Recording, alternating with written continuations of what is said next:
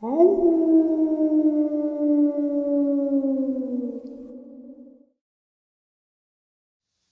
and salutations, everyone. I hope everyone is doing well, and welcome to today's upload.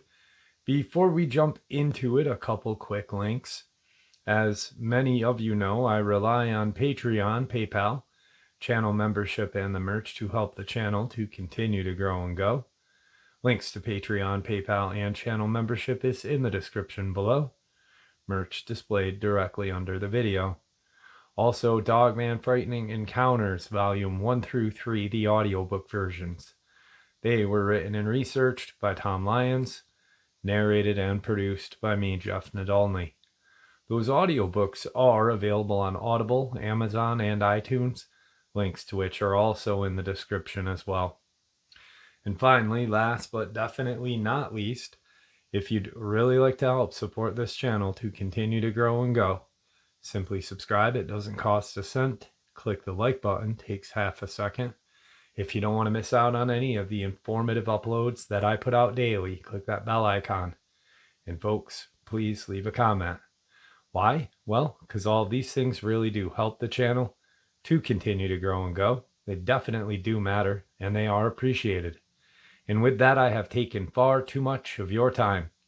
Let's jump into today's upload, shall we? This is an experience that I have heard a couple of different times in a couple of different areas. I've always thought that this experience actually happened outside of Los Angeles, but apparently I was wrong.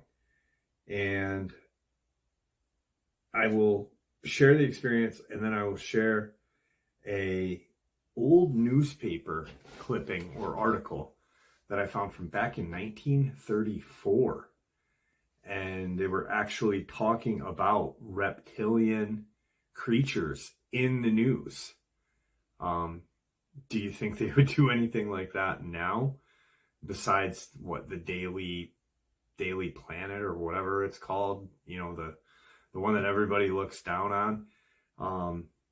No, they wouldn't. So the city of Las Vegas and well-known Las Vegas Strip, with its glittering casinos as well as communities of North Las Vegas and Henderson, fills this crowded desert Nevada valley. Black Mountain looms over the desert community of Henderson, situated on the eastern slopes of the valley. The Dark Mountain is the home of many television towers and other towers on the top. It is the home of mines and caves that pick the sides of Black Mountain.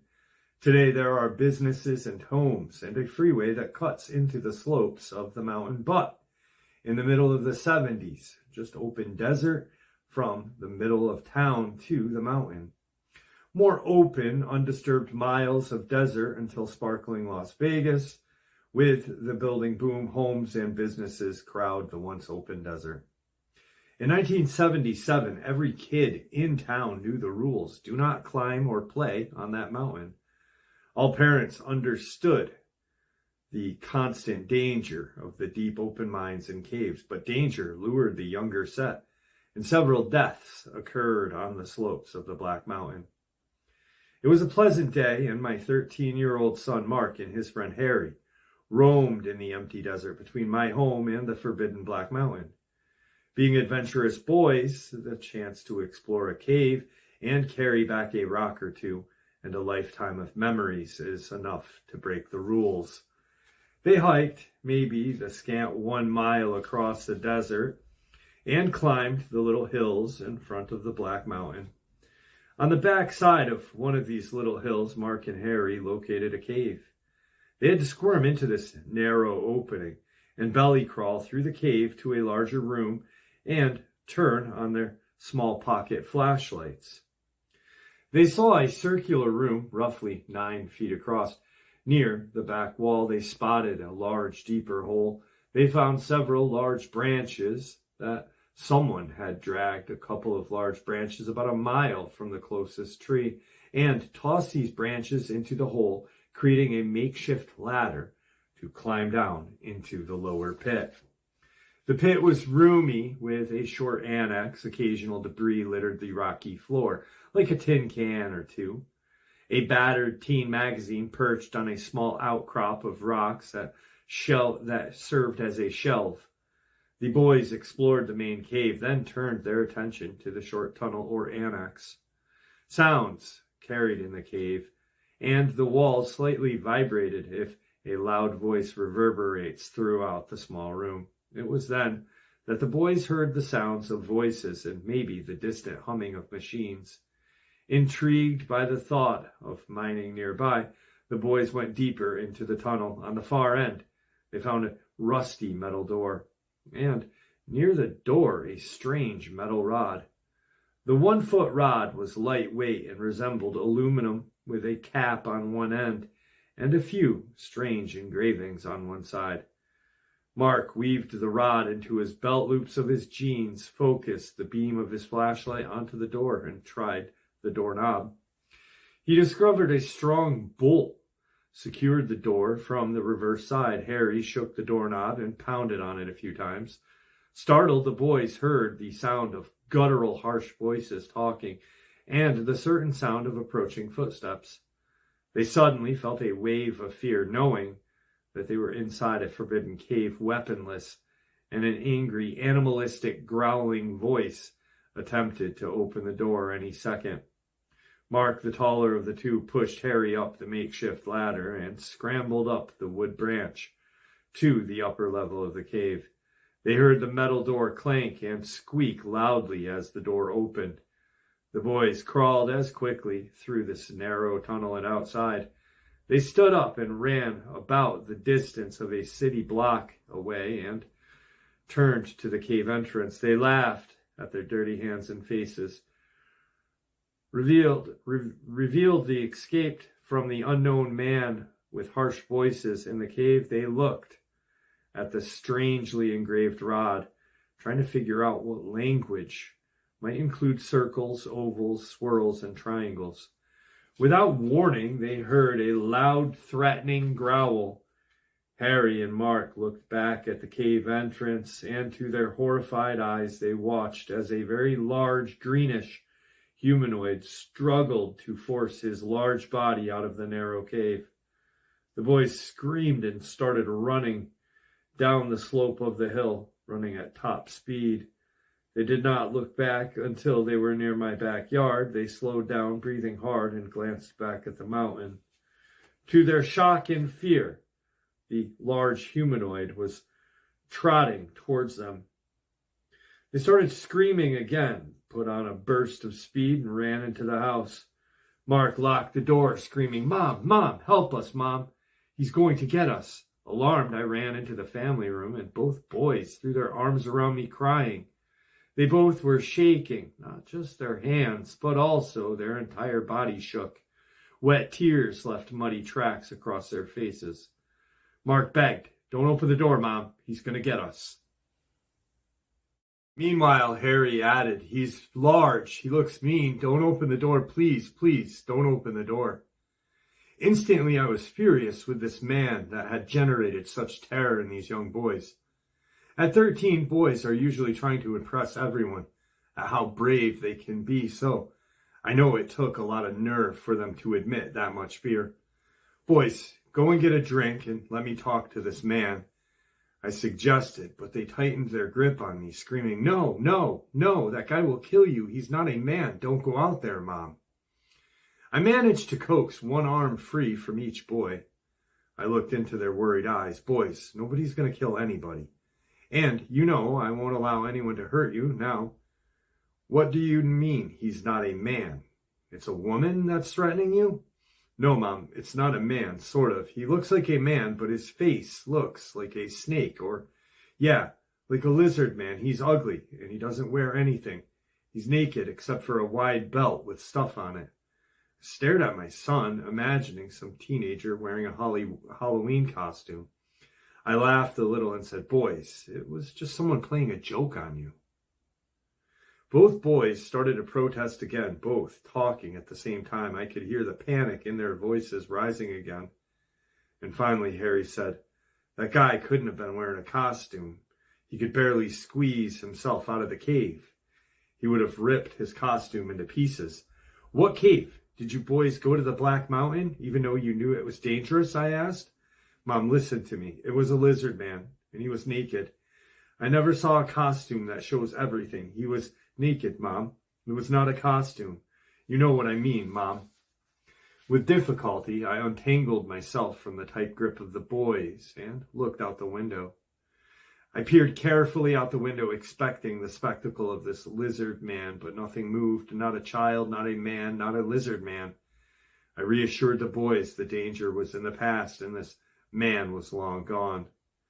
It was at that point I noticed Mark was holding a strange metal rod. What do you have in your hands? Mark glanced at the rod and threw it on the floor as if it was going to burn his hand. I leaned to pick it up, but Harry grabbed my arm, warning it was dangerous, maybe a weapon. I picked it up, reminding them they carried it from the mountain safely all the time, so it couldn't be too dangerous.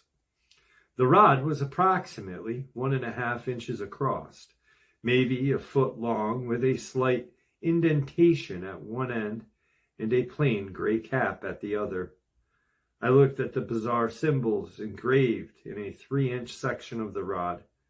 It was just symbols with spirals, circles, and different sizes, and a few triangles, and a few unknown symbols.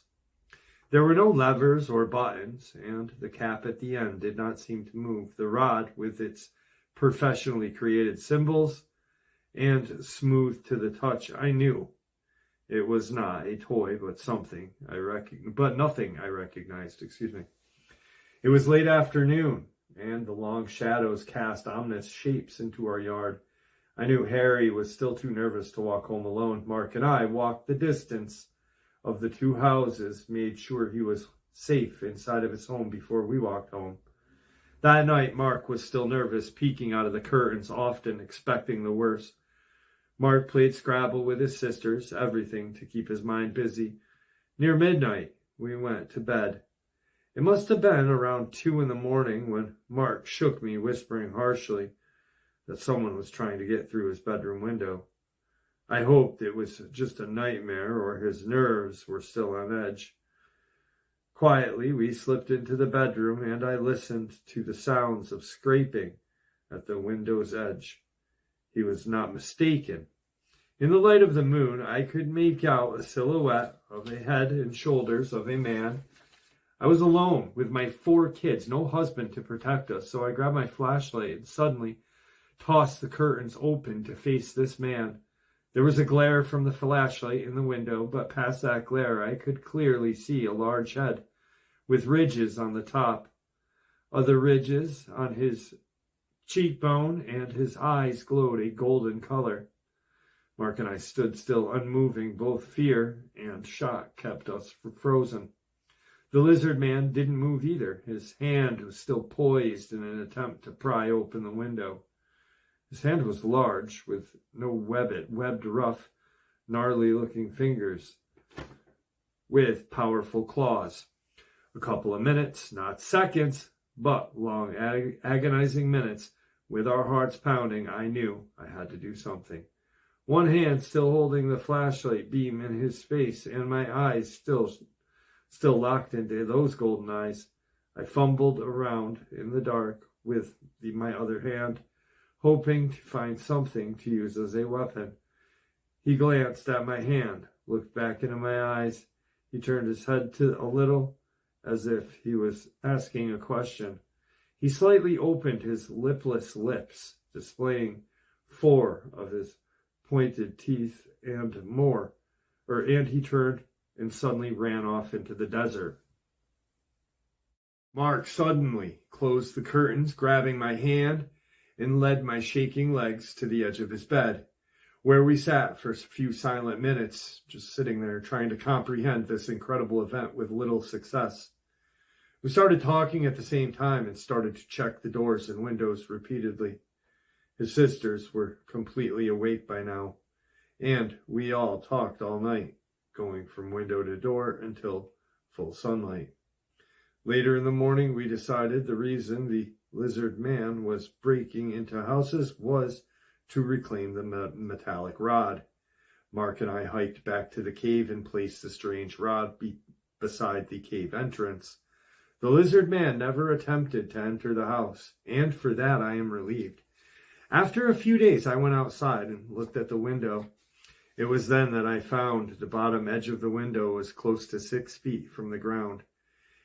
I was in shock to realize that this lizard man must have been very tall, over 7 feet. Inside, the windows are high, but above 5 feet high, and from outside there is no way no one could look through that window unless they were extremely tall. This event truly did happen. Harry is not a real name, but since I have been unable to locate him and ask his permission, I used a pseudonym. Mark is a real name, and he is my only son. Mark died in 1999. I still live within the site of the Black Mountain. People living close to the mountain sometimes report underground rumbling at night when it is quiet. UFOs are often seen and photographed over Black Mountain. That shouldn't be too surprising. We live not far from Area 51, Nevada. So, gosh, probably eight years ago was the first time I ever heard that experience. And it wasn't told through the mom's eyes. It was actually kind of a second or third person telling or whatnot. And I did not know that one of the teens passed away. He was 22, he was 13 then, so 35 years old. Now, I had always thought that this was just outside of LA and prior to like the big booming housing, build back in like the 80s, 90s and such in the surrounding area of California or LA. But everything is very similar to the one experience that I heard, minus like them seeing it. And I always thought there were two of these creatures. I never heard that just one, and it being that large. And I want to say that I believe this one more because that it just has that second person view, the mom's view, and or first party view, because she was there at the very tail end. So one of the old kind of articles that I read when I had heard that experience, now thinking about it, talked about a city under Los Angeles, a city laid in gold under modern day LA and controlled by Reptilian. And supposedly these Reptilian were an alien species.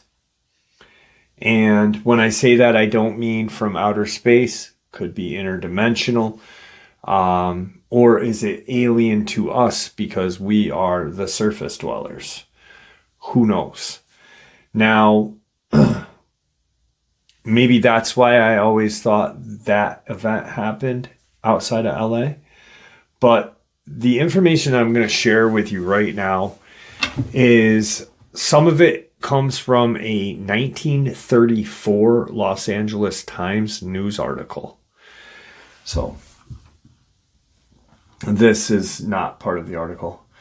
The Hopi Indians of northern Arizona have traditions that recall a time when their snake brothers built and occupied underground cities in Arizona, California, Mexico, and Central America.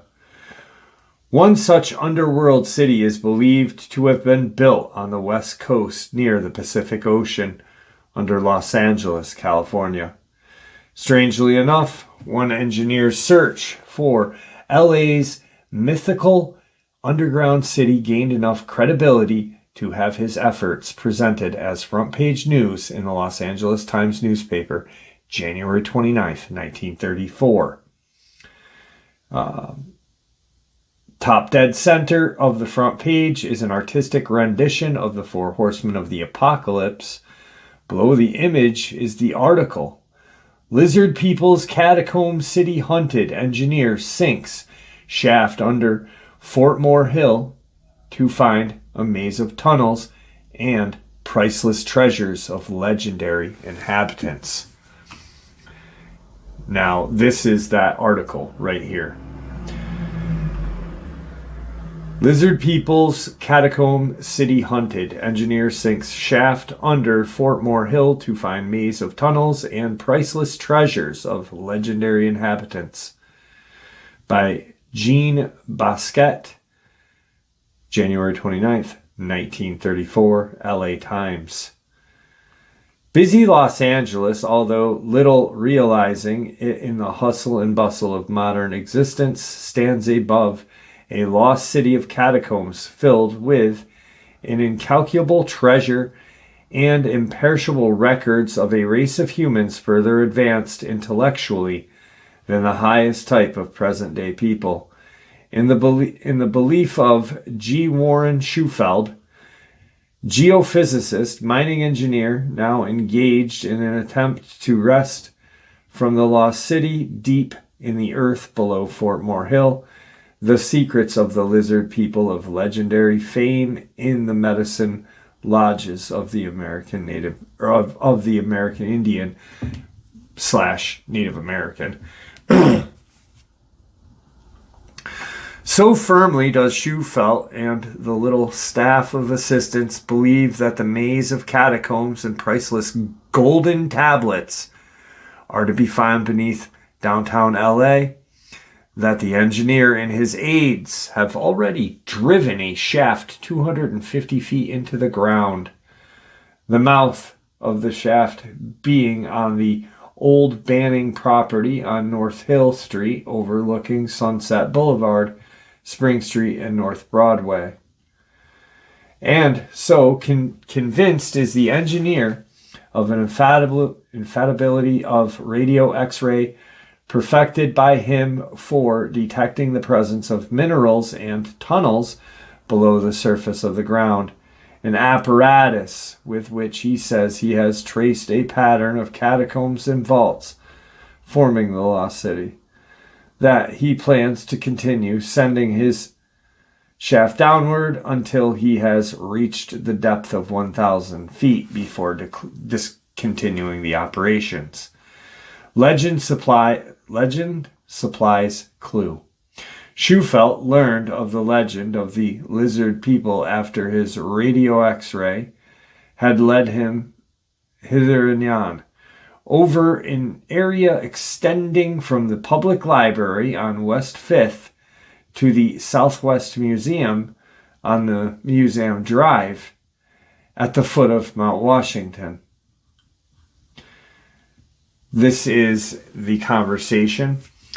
I knew I was over a pattern of tunnels, the engineer explained, yesterday, and I had mapped out the course of tunnels, the position of large rooms scattered along the tunnel route, as well as the position of deposits of gold, but I couldn't understand the meaning of it all. Then Schufelt was taken to a little Chief Greenleaf of the Medicine Lodge of the Hopi Native American in Arizona, whose English name was Al Macklin. The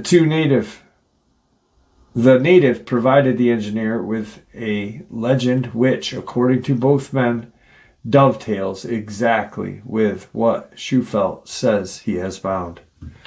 Fire destroyed all. According to the legend, as imparted to Schufelt by Macklin, the radio X-ray has revealed the location of one of 3 lost cities on the Pacific Ocean. The local one having having been dug by the lizard person after the great catastrophe, which occurred about 5,000 years ago. One local having been dug by the lizard people. Okay. This legendary catastrophe was in the form of a huge tongue of fire, which came out of the southwest, destroying all in its path, the path being several hundred miles wide. The city underground has dug as its means of escaping future fires. The lost city, dug with powerful chemicals by the lizard people instead of pick and shovel, was drained into the ocean where its tunnels began, according to legend. The tide passing daily in and out of this lower tunnel portals and forcing air into the upper tunnels, providing ventilation and cleansed and sanitation for lower levels. The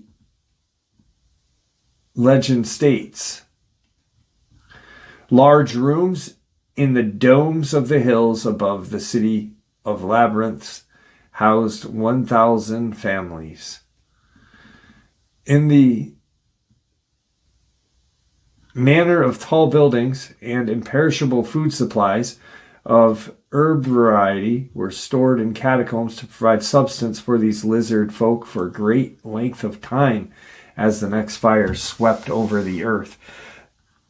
City laid out like lizard. Lizard people, the legends has it, regard the lizard as a symbol of long life. Their city is laid out like a lizard, according to the legend. Its tail to the southwest, far below the 5th and Hope Street.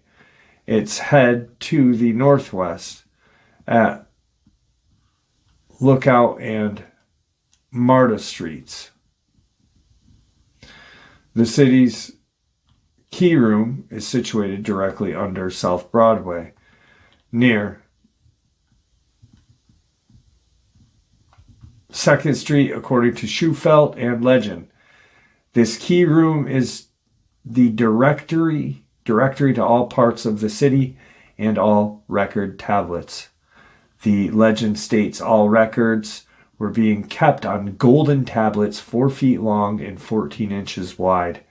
One of these tablets of gold having been the symbol of life to legendary lizard people, will be found in the record history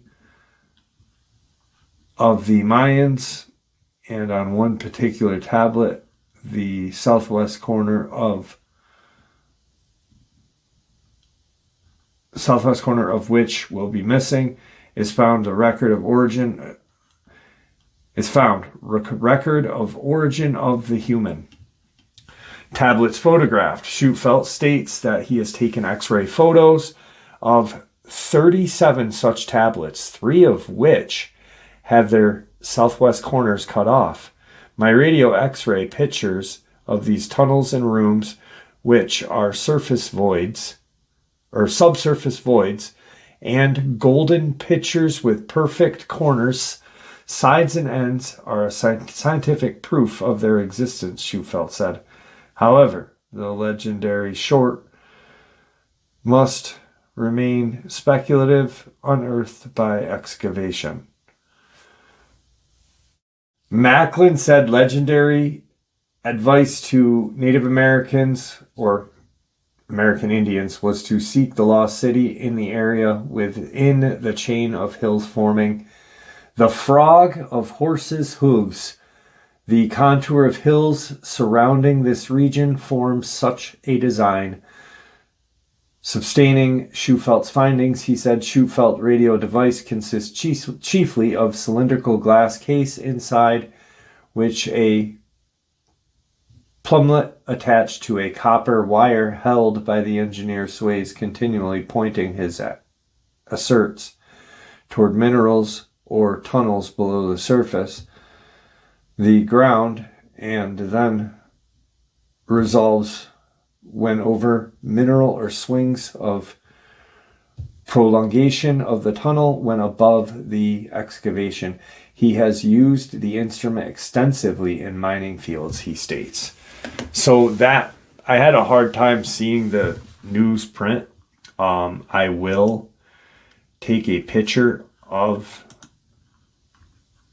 these so you guys can see these as well.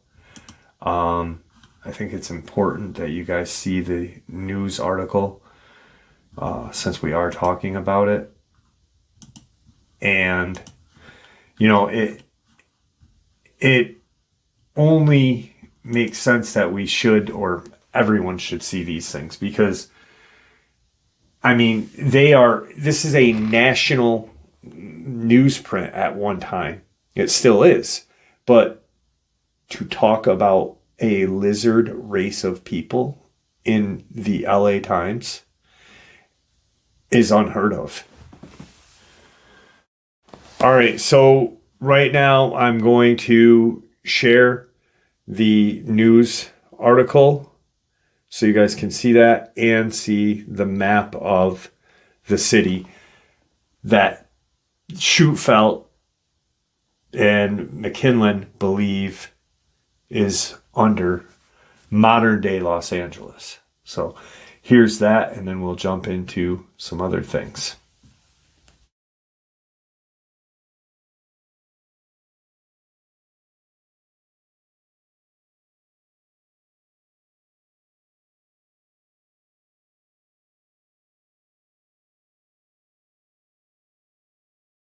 Now, the next bit of information I want to share with you is some information that I came across that had been published back in 1996 in an article in a magazine called Frontier Magazine. And the title is The Rise of the Watchers. And I just think that with everything that we talk about, it fits. So, first and foremost, I'm sharing information. All right. I'm not saying with 100% that I believe without a shadow of a doubt this information, nor am I sharing it to be blasphemous at all. Just kind of for those people that will freak out if I, say something and they'll think I mean it, just, you know what I mean. All right. The Watchers, biblical angelic figures, are once again carved out of reputation. Their popularity is so much on the rise that some UFO researchers have actually argued that they may be the people abducting people. Whether or not the return of the Sumerian gods is factual or merely mythical, their popularity continues to rise. The Watchers, they first appear on the scene in Sumer, it seems, meaning Samaria. It seems literally means the land of the Watchers. For the American author Zechariah Sitchin, they are alien beings whose specific task is to orbit the Earth, monitoring events on Earth. For Sitchin, the Watchers are not a race or a species. They are merely a job speculation. Their colleagues had abandoned their ships and had landed on Earth. They continue to orbit the Earth. Those who did land either mated or genetically engineered mankind into present form. As a consequence, mankind worshipped the Watchers as God. Carl Sagan once remarked that we still have no clear perspective about the origins of the Sumerian culture. Their language is foreign. It shows no resemblance to Indo-European, Semitic, or any other language. We can only map them by the actions of their successors, the Akkadians, who created a voluminous Sumerian Akkadian dictionary. The Chadlins referred to the watchers as Ir or Egyptians, Neter means watcher, and the watchers are also in the Bible, where in Genesis 6:1-4, they are listed as sons of God who fell to the earth, to the earth for earthly women, descended from heaven, chose women, and had children. They were described as giants.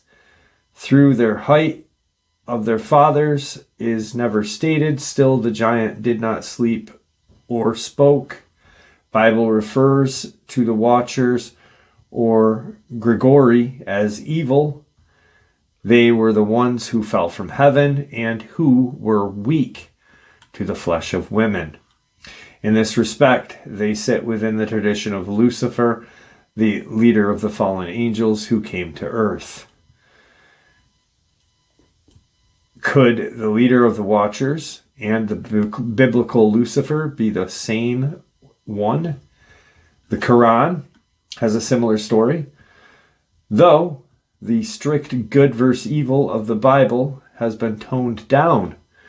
Two angels, Harut and Marut, watch the actions of mankind and note that mankind seems to be unable to escape temptation and sin. The angels' negative comments are heard by God, who states that the two angels should not speak of mankind in such a manner. If the angels were placed in an identical situation, their behavior would be the same. Harut and Marut consider this to be an invitation from God to be sent to earth. God demands that they do not fall for the gravest of sins, murder, worship, and the wrong deities, alcohol, and unlawful relationships, but the angels have just arrived and immediately fall in love with earth's beauty. When a passerby sees their adventures, they kill them, so that no one will be able to report their sin. But God's eyes is everywhere, and God makes sure their colleagues in heaven and the other watchers also get to see their crimes. So, the two angels, being unsuccessful in their task, were then hung upside down in a watering hole at Babylon, a punishment they preferred over hell, thus leading other watchers to agree with God about his point of view of the difficulties of being human. Now, where the things start to fit in right here is many other people, myself included, think that possibly the Draco are demonic. The Grey are demonic. And the Nordic are angelic. Portals, gateways to hell, alternate dimensions and such. The Nephilim, the giants, continue to live in Earth. It seems that their biggest contribution to Earth was the creation of chaos. Most ancient civilizations had a major fascination with order versus chaos, good versus evil. Evil would create chaos, and thus the Nephilim, the sons of the fallen angels, obviously displayed their father's faults.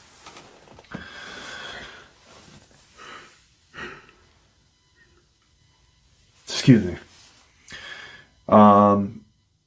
Thus leading God to create the flood, and then that would be the parallel to Harut and Marut. Still, Jewish history suggests that not all Nephilim perished.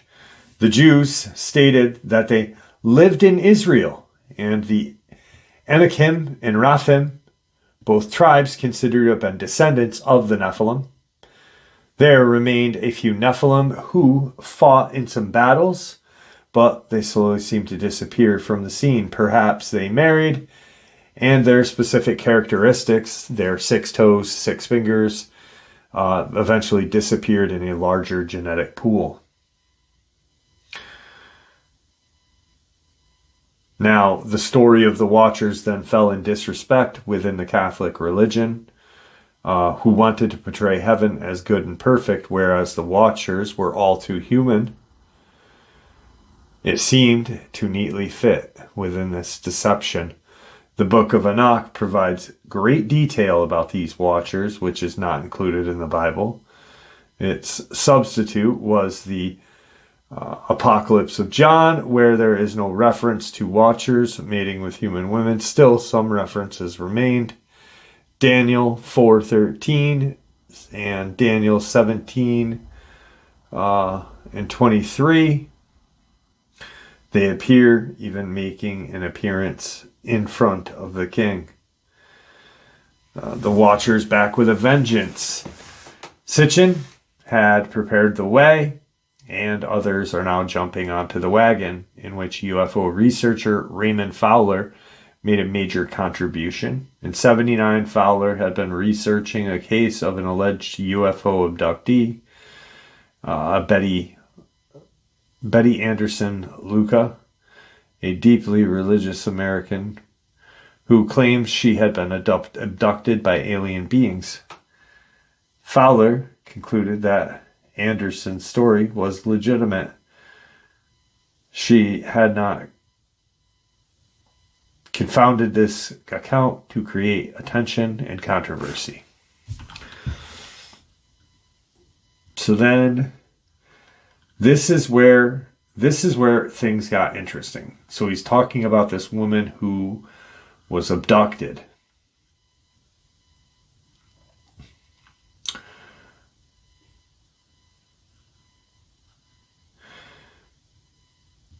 And let me find this one bit of information.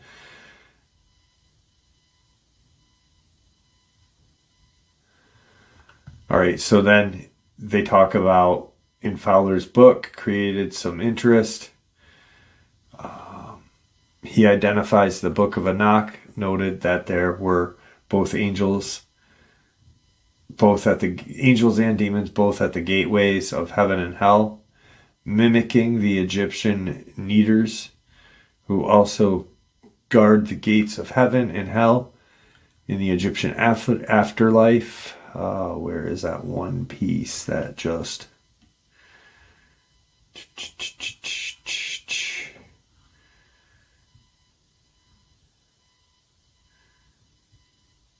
Hang on one second. Here it is. Little realized that Fowler himself was unaware of this passage, but it was not obvious that the little gray aliens seemed to be witnessed in ancient times, where they have been described as the guardians of hell and not as extraterrestrial beings. So these aliens are not extraterrestrial, but guardians of hell, which it really does make a heck of a lot of sense, because now at least we can associate, where these things came from, why they are here, what is really what. And the Sumerians knew what was going on, and I think that's a big reason why there is so little information about what went on. I think that, obviously,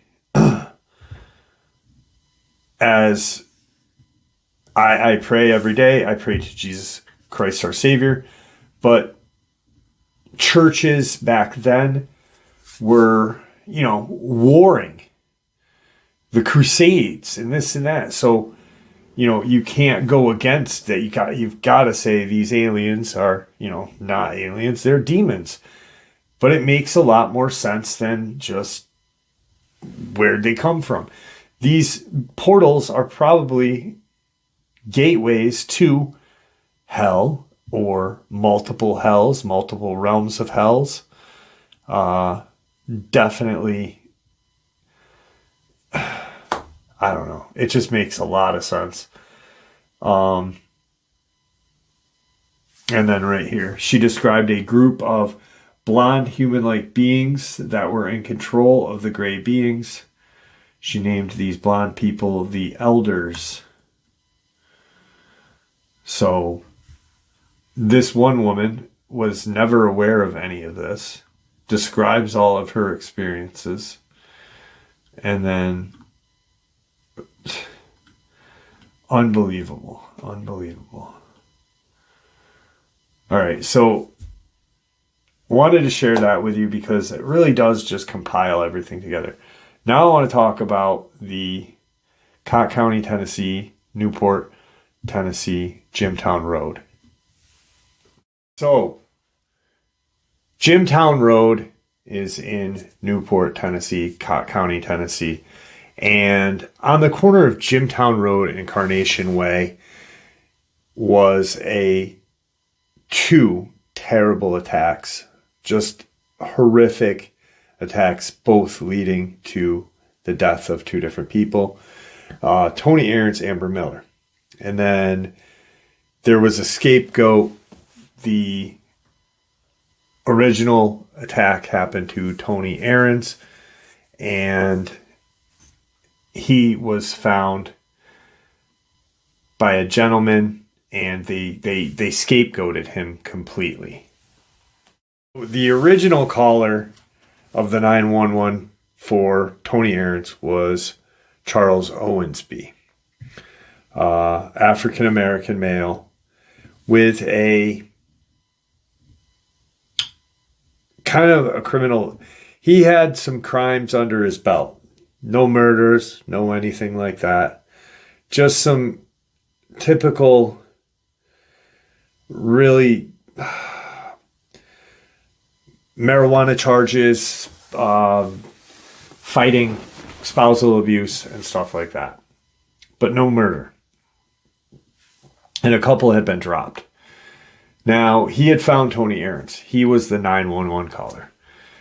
Amber Miller, 2 months later, is found, same area, torn apart. Immediately, Charles Owensby is a scapegoat. Boom, he did it. They go to his ex-wife's house, which is 3 miles down the road in this little community. They dig up bones of dogs that have passed. No dogs have been ever.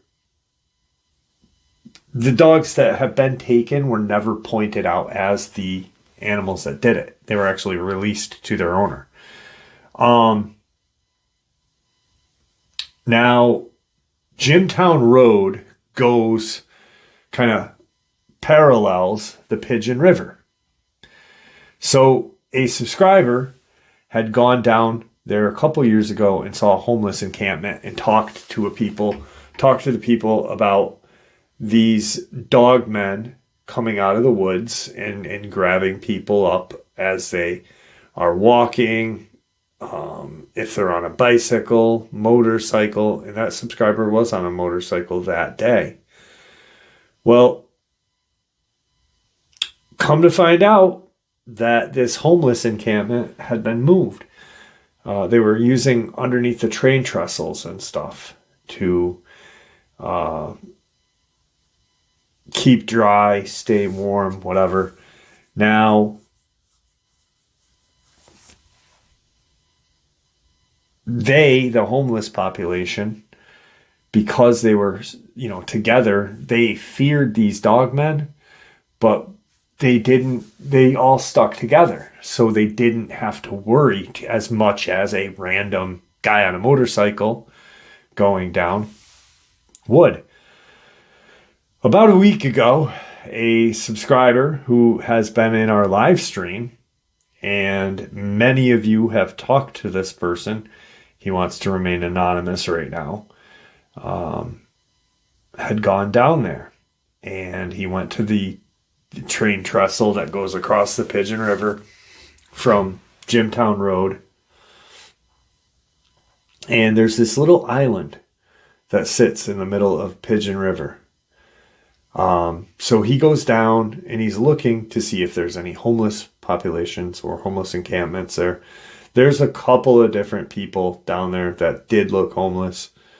But he's looking around and he notices this island out there and he starts staring at it. He's got some binoculars and he realizes that there's something moving on this little island. So he kind of picks up his binoculars and starts looking. And what he sees is 3 dogmen in various sizes, but one looked young. And he assumed that this may be a small pack, a mom, dad, and juvenile dogman, because of how they were acting. They were on this island where, no less or no more than a mile from where these attacks had happened. They were on this island and they were playing, running along the coast of the island towards the tips of the island. They were just, and he was watching it. Now, what he sees next is he hears a boat coming up the river. And he realizes that, hey, there's like what appears to be kind of a dock. And he's like, are these guys going to dock their boat on this island? There's 3 dogmen. And the juvenile looked very big anyway, probably could take out a human if it really had to. But the other 2, definitely. So this boat pulls in, 2 guys get off of it and start fishing. You could tell they had been, drinking, whatever, on the boat. And he's watching it and he's like, what the hell are these guys doing? Don't they see these dogmen like running on this kind of coast here? All of a sudden, one of the guys does. He notices it and they take off in their boat and they head away from the island, away from the beginning of Jimtown Road. And he's watching these dogmen and he's like, holy shit, I've got my phone. I'm going to take a camera or take a photo. And he starts and he gets it a clear shot. Like he's got his phone set. He's looking at it. Takes like 3 or 4, picks his binoculars up and starts watching. And what he sees is this boat is not going very rapidly. It's going away from this island, but not as fast as I'm sure the people in the boat would want.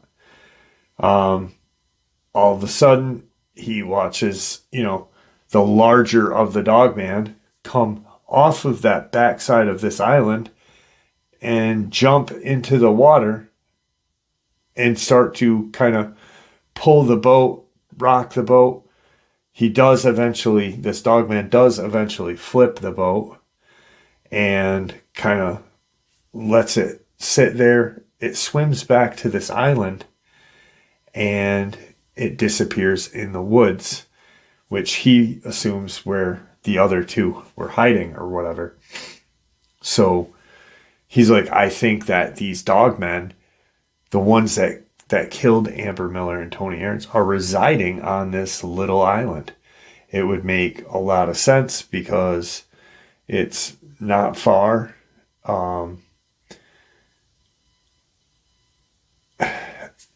It's unbelievable. It's unbelievable. It's not far from the original attacks. People aren't going to go to this island looking. So he gets in his vehicle and heads out. And come to find out, he gets home, looks at his photos because he's all happy. Holy shit, I got some photos. And looks at them, and there is nothing but these blurs, these blotches of nothing. There's trees, but these blurry blotches, or what appears to be a satellite kind of elongation. If you look at certain maps on the internet, it takes a minute to clear up, but then it clears up and you can see clearly. Well, that's not how his film was. And I've only seen a map like that with encounters surrounding it one time before, and I believe it was in Pennsylvania or Ohio, one of the two. This lady was having issues with the paranormal, Bigfoot, and this and that. And we were looking at her yard on Google Maps, and all her neighbors' yards are clear. I can see every single one of them except her property and the property next to hers, where she keeps having these kind of mental conversations with whatever is in the woods behind her house. But for some reason, her house never clears up on the map. It's always in this shadow. Is it a portal? I really honestly, even then I thought, hey, holy shit, there's a portal around this lady's house. That's why it's not coming up, you know. Anyway, that's what happened to his phone. Except he just has very strange blotches of these creatures. The trees are clear in the back, just not these blotches. So, is the government aware that there are 3 dogmen almost to a homeless encampment? Who knows? But, you know, the government of Tennessee, Cott County, Tennessee, Newport, doesn't care. They would much rather have these creatures attack and kill and maim these homeless people rather than house them. That's our government. And there you have it, folks. I do hope you all enjoyed today's upload as much as I enjoyed sharing it with you, and I'd like to thank you all for supporting this channel. It is, after all, your support that helps the channel to continue to grow and go, and honestly what gives us all a place and a chance to share our experiences and theories judgment-free. Everyone is simply treated with the respect that we deserve, and I do appreciate that. Thank you. Please stay safe, happy, healthy, and ever vigilant, keeping an eye on our children, pets, family, and our friends. These creatures are real. They are out there, and they are dangerous. Share this information with those you love and care about, and it may just help save their lives someday. Until next time, never stop asking questions, never stop searching for the truth, and God bless you all.